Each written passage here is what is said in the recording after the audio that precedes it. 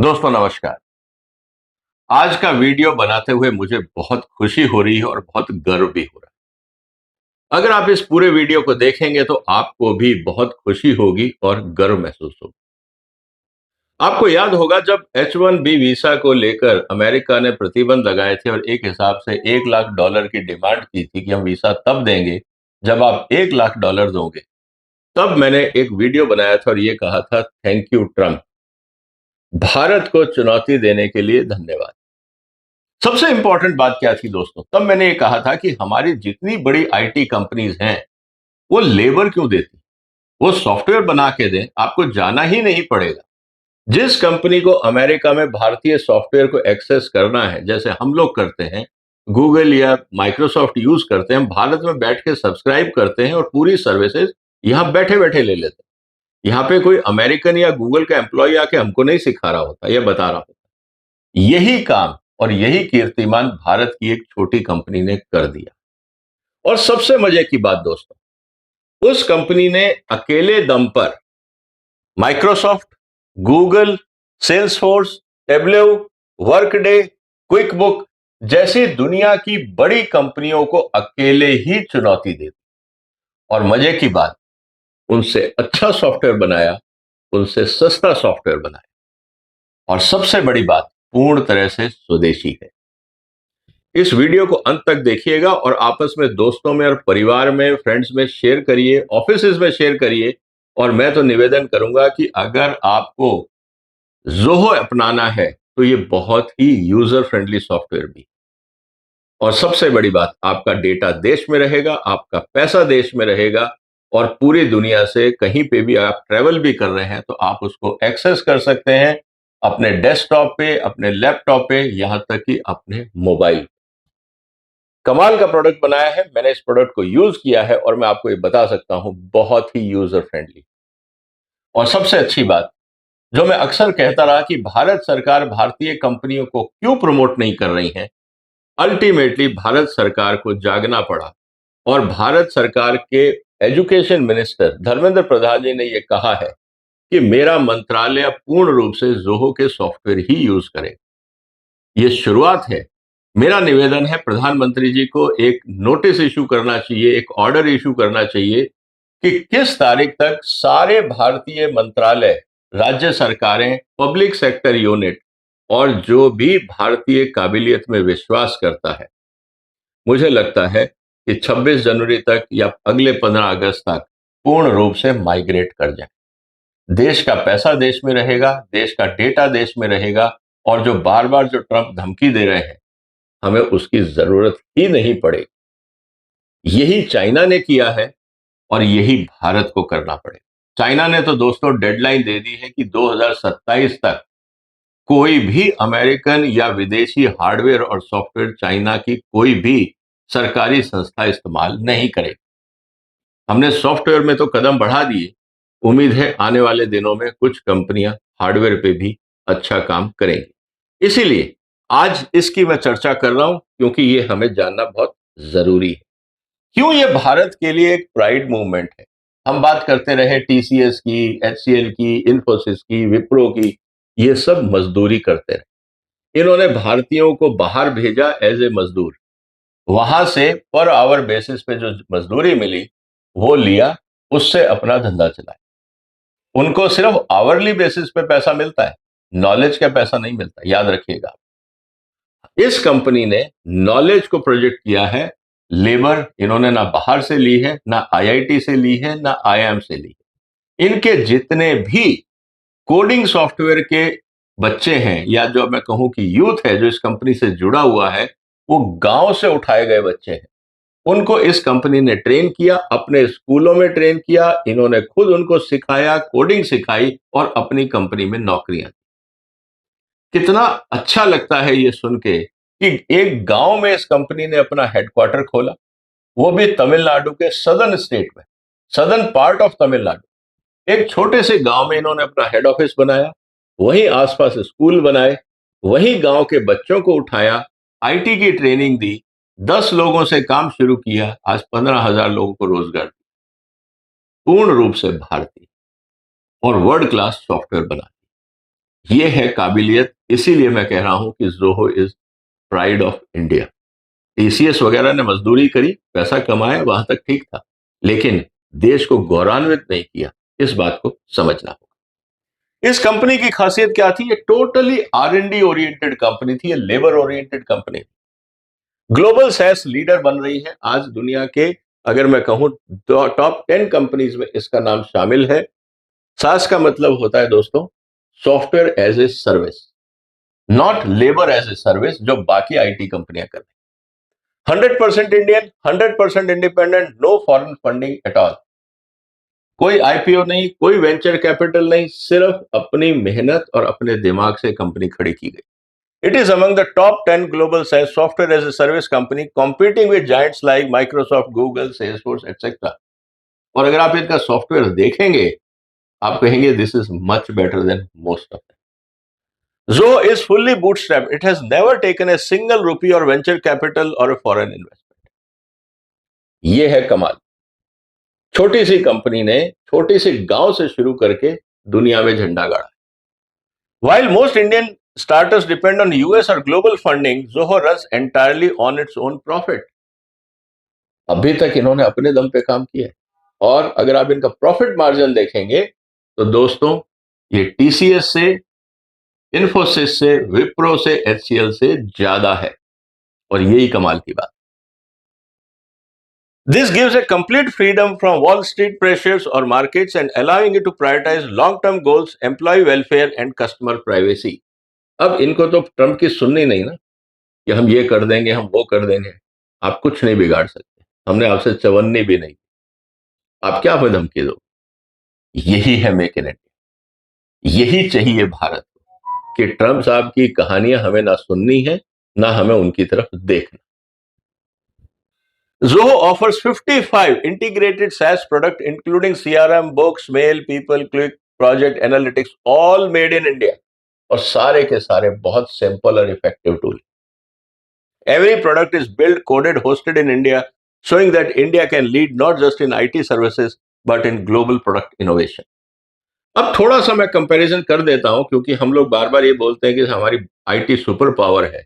हम IT labour power है, super power नहीं है। सुपर पावर तो सिर्फ जोहो है। इसको हमें समझने के लिए मैं आपके सामने जो कंपैरिजन रख रहा हूं, और फिर मैं और बातें आपसे करूं।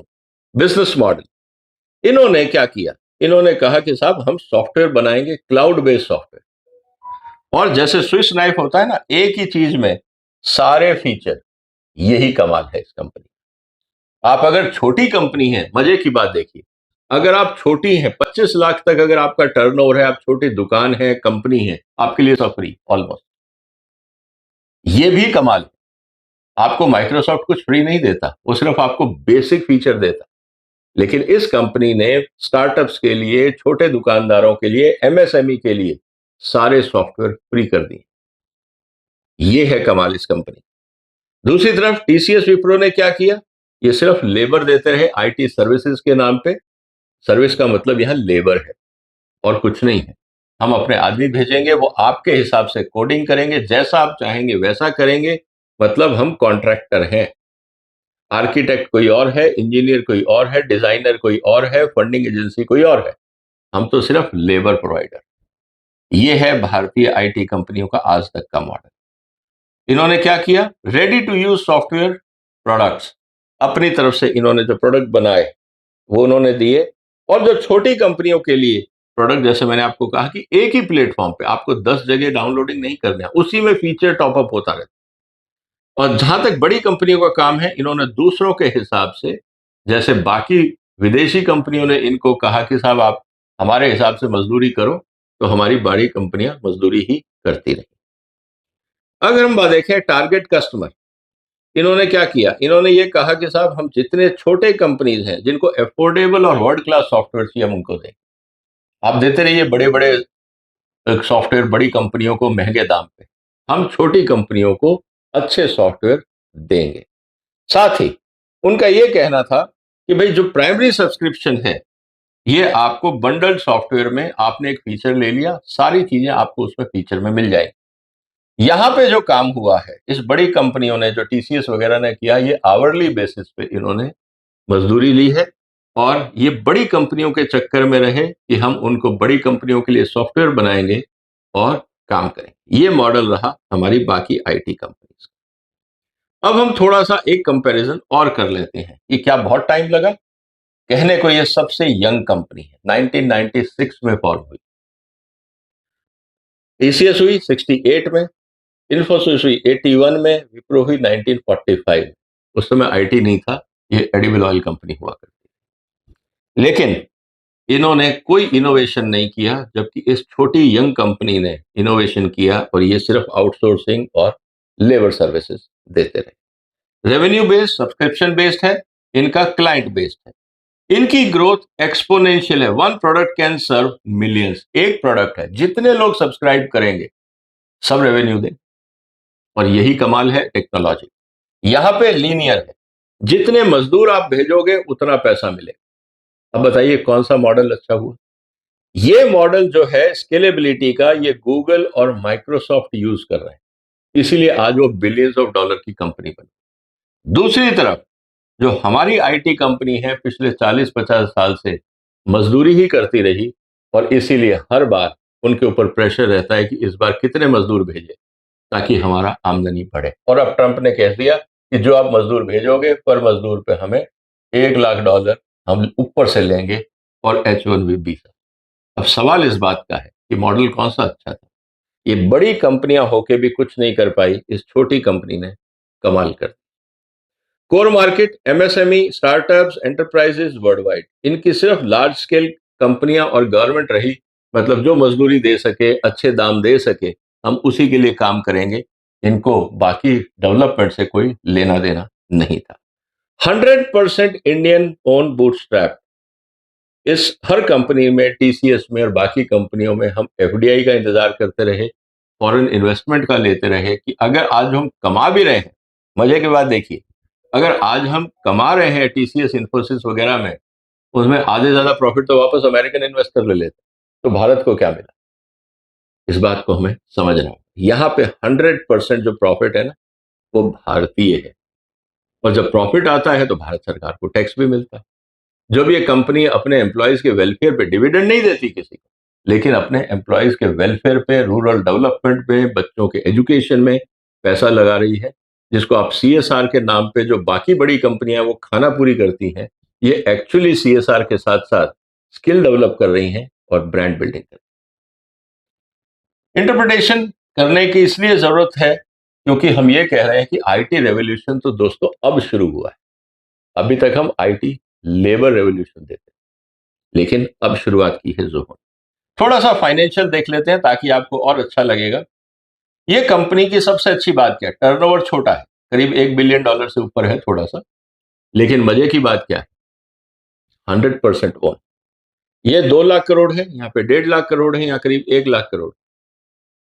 बड़ी कंपनियां हैं, लेकिन आप अगर ध्यान से देखें, इसका प्रॉफिट मार्जिन इन सबसे ज्यादा 43%, क्योंकि इनको लेबर बढ़ानी नहीं है।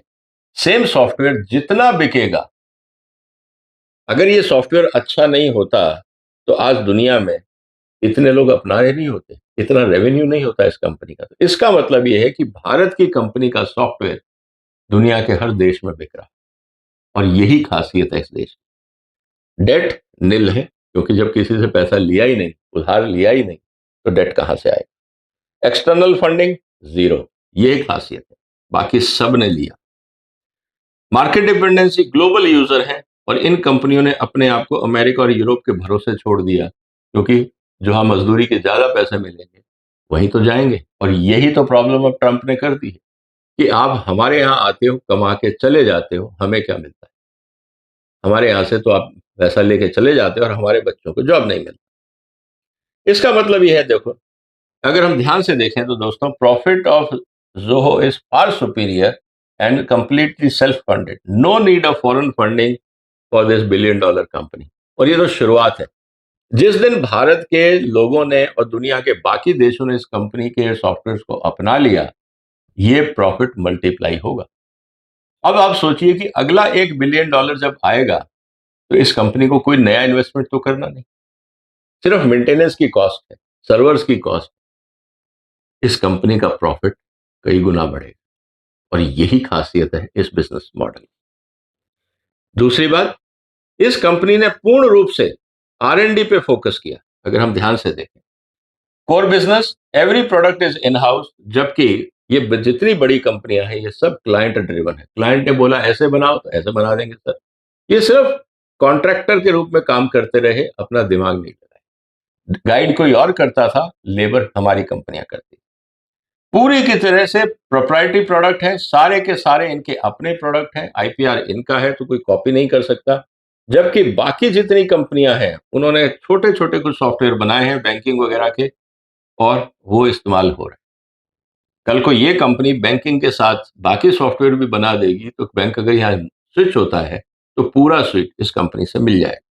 Speed of innovation is fast, rapid and flexible, ये these giants are slow and client dependent.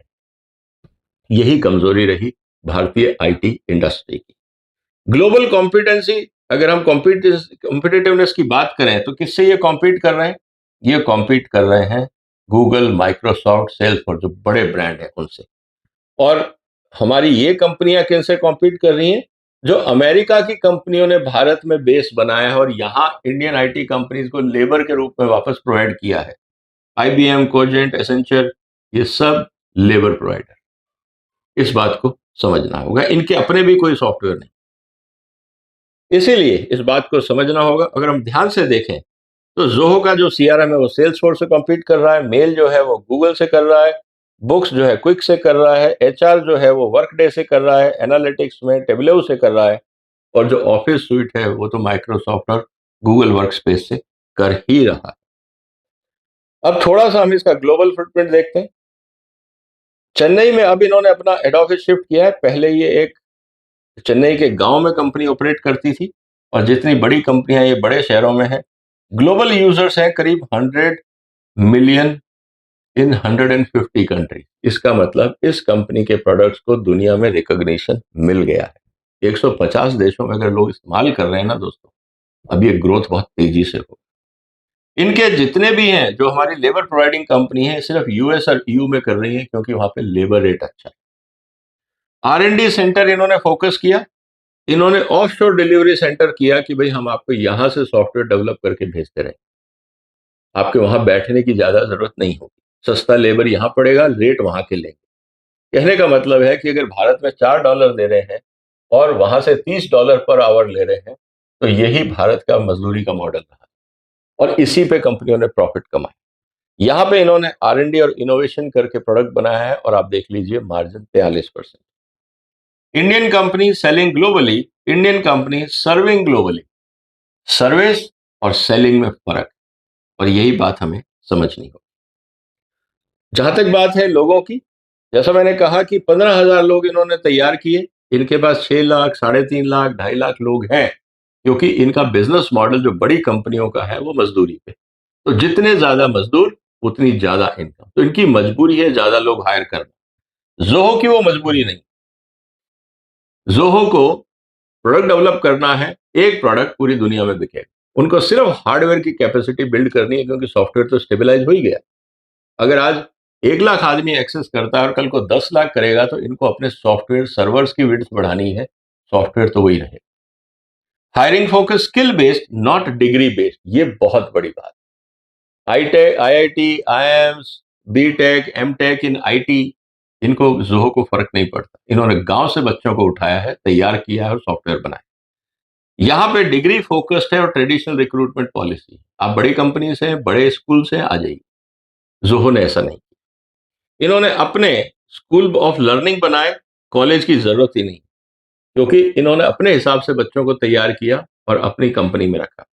यहाँ पे कॉर्पोरेट ट्रेनिंग कैंपसेस बनाए, जहाँ पे किस तरह से कंपनी काम करती है, कैसे क्लाइंट को हैंडल करना है, वगैरह वगैरह, ये सब ट्रेनिंग दी जाती है। जैसा मैंने कहा कि इनके टियर टाउन और रूरल टाउन्स में लोकल ऑफिस हैं।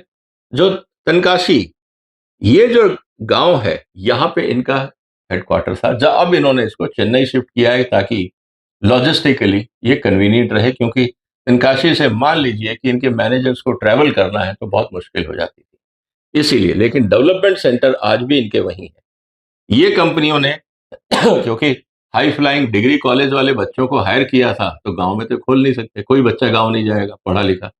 इसीलिए बड़ी कंपनियों को बड़े शहर में, जैसे बेंगलोर आज बर्बाद हो गया, मैसूर बर्बाद हो गया, because of IT over population, over crowding. अगर इन्हीं कंपनियों ने अच्छे कैंपस टीयर 2 टीयर 3 सिटी में बनाए होते और कुछ सुविधाएं दी होती, तो आज बेंगलोर, बॉम्बे, दिल्ली, गुड़गांव की हालत खराब नहीं होती। आज वहां भी शहर ज्यादा अच्छे होते। खैर, डेवलपमेंट के साइड इफेक्ट हम देख रहे हैं। जहां तक लीडरशिप स्टाइल की बात है दोस्तों, ये फ्लैट ऑर्गेनाइजेशन है, ओनर लेड है, और मजे की बात, अब जो फाउंडर थे उन्होंने अपने सीईओ एमडीशिप छोड़ दी है और वो खुद अपने आप को सीनियर साइंटिस्ट के रूप में कंपनी में काम कर रहे हैं। नेक्स्ट जनरेशन ने कंपनी को टेक ओवर किया, और नेक्स्ट जनरेशन का भी यही कहना है कि our focus will remain on R&D। हम अपने मॉडल को नहीं बदलेंगे, हम लिस्टिंग में नहीं जाएंगे, हमें विदेशी पैसा नहीं चाहिए, हमारा मॉडल सही है, हमारे प्रोडक्ट वर्ल्ड क्लास हैं, हम उसी तरह से ग्रो करें। जबकि जो बड़ी कंपनियां हैं वहां पे कॉर्पोरेट हायरार्की है, मैनेजर्स हैं, क्योंकि वहां लॉयल्टी फैक्टर नहीं है, वहां कोई अटैचमेंट नहीं है। जो जितना पैसा देगा वहां काम करेंगे, कोई दूसरी कंपनी अच्छा पैसा देगी, यहां से छोड़ के वहां चले जाए, वो सीधी सी बात। वहां वैल्यूज और एथिक्स की अगर हम बात करें तो ये बहुत इंपॉर्टेंट बात है दोस्तों। No ads, no data monetization. Zoho के पास जितना डेटाबेस है वो कोई उसमें ऐड नहीं करते, उसको मोनेटाइज नहीं करते, दूसरी कंपनी और एजेंसीज को नहीं देते, 100% प्राइवेसी मेंटेन हो। जबकि टीसीएस विप्रो के पास पहली बात तो कुछ डेटाबेस है ही नहीं, जो है वो इनके क्लाइंट के पास है, और जो इनकी कंट्रोल की बात है प्राइवेसी की, वो इनके हाथ में कुछ है ही, सब कुछ client oriented. Self funded model है, जबकि ये पब्लिकली ट्रेडेड कंपनी है। ग्रोथ फिलॉसफी की अगर हम बात करें, सस्टेनेबल, स्लो एंड स्टडी। जैसा मैंने कहा कि 15 लोगों से शुरू करी, आज करीब $1 बिलियन का टर्नओवर है। ये चाहते तो ये भी तेजी से ग्रो कर सकते थे, लेकिन समझदारी यही हुई कि आप लिस्टिंग में नहीं जाए, आप ग्रो करेंगे, और आपको आने वाले दिनों में भारतीय जनता और भारत सरकार पूर्ण रूप से समर्थन देगी, ये इनको पूरा आश्वासन। Scale and share holder return पे फोकस है। रूरल डेवलपमेंट थ्रू जॉब, अगर हम सीएसआर की बात करें, और ये लोग क्या करते हैं, कमाते हैं प्रॉफिट, और फिर कहीं पे एजुकेशन में खर्चा कर दिया, कहीं हेल्थ पे कर दिया, जिसको कहते हैं ना मजबूरी में काम करना, ये वो है। क्योंकि ये अगर मैन पावर पे फोकस करे होते, अगर R&D पे फोकस किया होता, तो अभी जैसे टीसीएस ने 12,000 लोगों को नौकरी से निकाला है, ये नौबत नहीं। जोहो ने नौकरी से किसी को नहीं निकाला, बल्कि नौकरी दी है, गांव के बच्चों को खुद तैयार किया और खुद नौकरी दी है। बाकी कंपनियों ने बने बनाए मैन पावर को कैप्चर किया है, जब तक उनको यूज कर सकते किया, जब उनको लगा कि अब उनके पास इस्तेमाल करने के लिए या काम नहीं है, तो उन्होंने उन लोगों को नौकरी से निकाल दिया। क्योंकि कॉन्ट्रैक्टर क्या करता है, वो उतनी ही लेबर रखता है जितनी उस प्रोजेक्ट उसके पास होता है। जब प्रोजेक्ट कम हो गए तो लेबर कम करना वाजिब है। यही काम बड़ी कंपनियां कर रही हैं, जबकि जोहो ने ऐसा नहीं किया। स्ट्रेटेजिक इंसाइट की अगर हम बात करें, क्लाइंट डिपेंडेंसी जीरो है, क्योंकि जब सॉफ्टवेयर आप दे रहे हो तो क्लाइंट खुद सब्सक्राइब कर रहा है, हम बेचने की क्या जरूरत। अगर मुझे जोहो का सॉफ्टवेयर अच्छा लगता है तो मैं इस्तेमाल करूंगा, पैसे दूंगा। मुश्किल से ₹100 महीना कॉस्ट है, जबकि वही काम अगर आप माइक्रोसॉफ्ट या गूगल से करेंगे तो आपको 500 से ₹1,000 देने पड़े। ये फर्क हमें दिखता है। मार्केट वल्नरेबिलिटी, लो डाइवर्सिफाइड ग्लोबल बेस। अभी ट्रंप की दादागिरी से जोहो को कोई फर्क नहीं पड़ा, क्योंकि हमें मैन पावर वहां भेजना ही नहीं, हमें आदमी वहां भेजना ही नहीं। इंटरनेट एक्सेस है, आप जब चाहे सॉफ्टवेयर यूज कर लीजिए। हाँ, कल को अगर मान लीजिए ट्रंप ने जोहो पे बैन लगाया कि भाई जोहो को एक्सेस नहीं देंगे, तो भारत सरकार भी तो माइक्रोसॉफ्ट पे लगा सकती है, गूगल पे लगा सकती है। तो ये गलती शायद अमेरिका की सरकार नहीं करे, क्योंकि उसका रिटेलिएशन बहुत भयंकर हो। स्ट्रेटेजिक फ्रीडम टोटल है, किसी की सुननी नहीं है, जबकि इन बड़ी कंपनियों ने अपने आप को क्लाइंट्स के साथ बांध रखा है। इसीलिए इनकी मजबूरी यह है कि इन सबको ट्रंप की कहानी सुननी है, और जो जैसा ट्रंप कहेंगे ये उन पे डिपेंडेंट है। तो ओवरऑल टीसीएस, विप्रो, इन्फोसिस जैसी कंपनियां ये ट्रंप की ऑर्डर्स की मोहताज हो जाएंगी, जबकि जोहो नहीं हो। अगर हम बात करें नेशनल एजेंडा को लेकर, नेशनल एजेंडा की जहां तक बात है, 100% भारतीय है, तो आत्मनिर्भर भारत में एक सबसे बड़ा लैंडमार्क काम इन्होंने किया है। डिजिटल इंडिया मतलब कि भारत में जितनी भी एमएसएमई और स्टार्टअप है जो ज्यादा पैसा टेक्नोलॉजी पे नहीं लगा सकते, उनको सस्ते में या ऑलमोस्ट फ्री सॉफ्टवेयर देने का काम इस कंपनी ने किया है। स्किल इंडिया भारत का एजेंडा है, तो जोहो ने अपने स्कूल बनाए हैं जहां वो भारतीयों को स्किलिंग कर रहे हैं। Make in India 100% R&D Bharat में, डेटा सेंटर भारत में, डेटा जो मैनेजमेंट है वो भारत में, सॉफ्टवेयर भी भारत। ये है मेक इन इंडिया वास्तव में। और इंक्लूसिव ग्रोथ, गांव में ऑफिसेस खोले हैं ताकि वहां के बच्चों को लिया जाए। और डिसेंट्रलाइजेशन ऑफ टैलेंट, वो आईआईटी और आईएम के चक्कर में नहीं फंसे, उन्होंने गांव गांव में जाके स्कूल खोले, बच्चों को उठाया, ट्रेन किया। ये होता है डिसेंट्रलाइजेशन ऑफ नॉलेज एक्विजिशन। जहां तक बात है इनके फाउंडर्स की, तो फाउंडर की अगर हम बात करते हैं तो दोस्तों, सिंपल लिविंग नेशन बिल्डिंग में विश्वास करते हैं श्रीधर वेम्बू। आप उनको जाके गूगल पे सर्च करें, एकदम सिंपल आदमी। आपको लगता ही नहीं है कि corporate high flying tie coat suit में आपको दिखेंगे ही नहीं। वो नॉर्मल कुर्ते पजामे में साइकिल के साथ आपको अक्सर उनकी फोटो दिख जाएगी, क्योंकि जब वो गांव में उन्होंने अपना ऑफिस बनाया था तो वो साइकिल से जाते, वहां कार नहीं रखी हुई। ये होता है commitment. Lives in village and go by cycle to office. Focus is on human development and rural revival, and vision is we build software in villages to build the villages.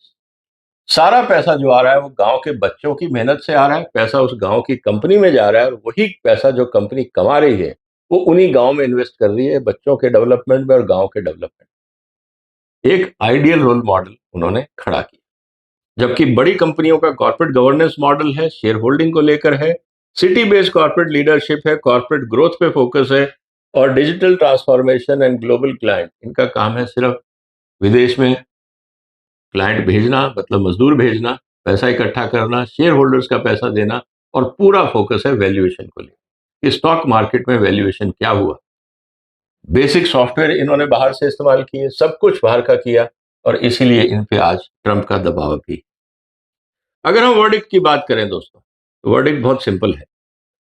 Ownership, Zoho की अगर हम बात करें 100% Indian, 55 software बना चुके हैं, high margin zero debt company, sustainable model है, privacy first, no ads and no exploitation, social impact बहुत ज्यादा है, नेशनल अलाइनमेंट है, और competing with best of the world.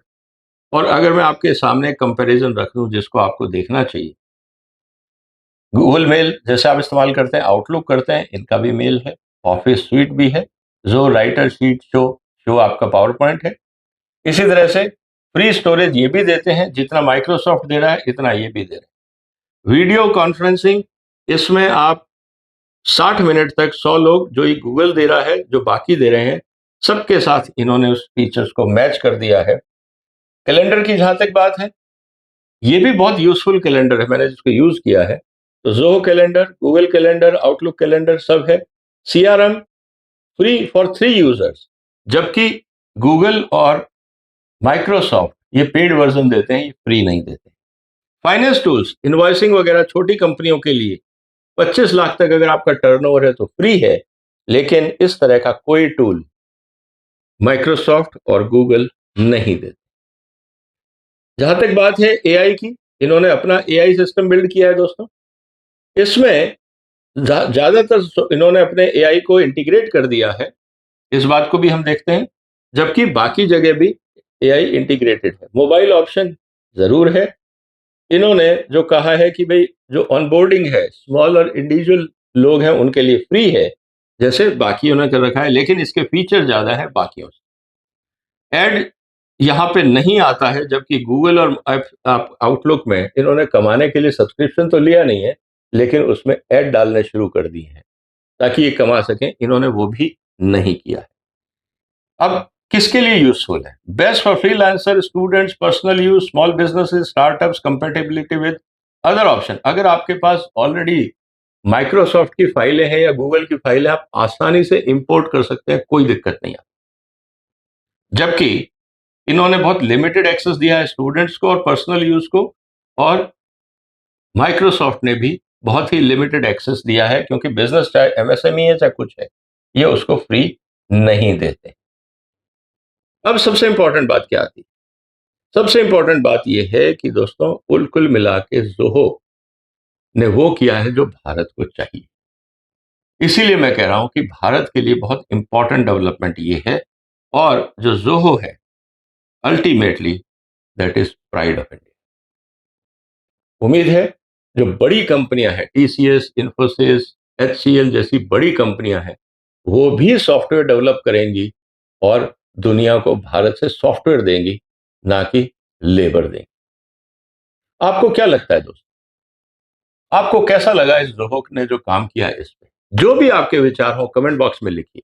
मेरा तो निवेदन ये है कि आज आप जाइए जोहो में, अपने अपने मेल अकाउंट खोलिए, अपने दोस्तों से बात करिए मेल अकाउंट के थ्रू। और अब तो उन्होंने ट्विटर की तरह अतराही के नाम से भी एक नया सॉफ्टवेयर लॉन्च कर दिया। तो सोशल मीडिया पे भी ये है, ईमेल है, ऑफिस स्वीट से आप जाइए, ट्राई करिए। मुझे लगता है आपको खुशी हो।